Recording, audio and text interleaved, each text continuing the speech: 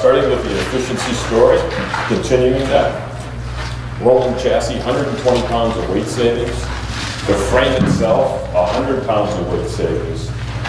Primarily 98% usage of high-strength steels and advanced high-strength steels. And if you take a look at the kiosk later, I encourage you to pick up the samples because there's notably the difference in between the weights. The black section and the colors coordinate with the kiosk. So the black is advanced high-strength steel that's on our frame rails. It's 110 KSI. Our green, once again, advanced high-strength steel. It's at 85 KSI. And we use it in strategic locations like our rear for impact. Also, our C-pillar mounts or A-pillar mounts, and then we connect our lower control arms. Also, as we walk through the frame, these high-strength steel and how we integrate it into the frame, it's a double shear welded on both sides, once again providing that strength within the frame. We do use aluminum on the frame, and strategically, like our transmission cross member, we use this aluminum that's in the gray section, and then also a small cross member underneath the engine. From a passive crash worthiness side, if you take a look at the front splayed rails, these are specifically engineered at 23-degree angles for front impact and for offset impact.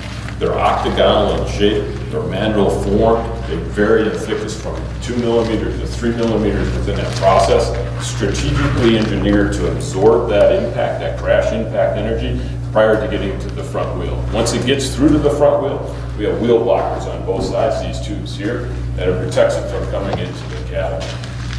These are available on all of our frame sets. Vehicle dynamics, we'll hit a couple points on that.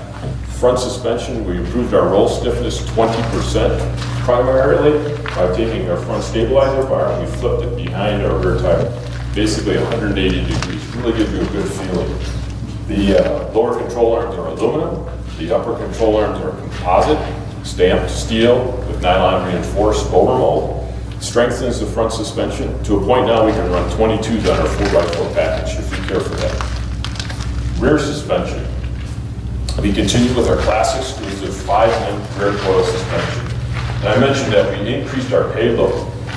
We didn't deter from the ride because now we have variable rate rear springs. Really nice feature. Our shocks, 4-corner FRD shocks. They're frequency response damping shocks. In essence, it's a dual valve shock. Best combination of ride handling and comfort which you'll experience today. Our cab mounts, we tuned in all of our cab mounts. We have now hydro mounts on our C-pillar. Takes up that torsional load, so a little bit of that head toss that you get as you drive down the road.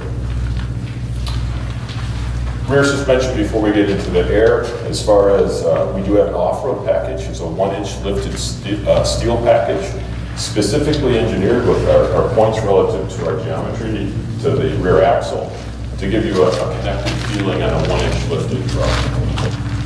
Brakes, mentioned that we're going from best-in-class brake stopping distance.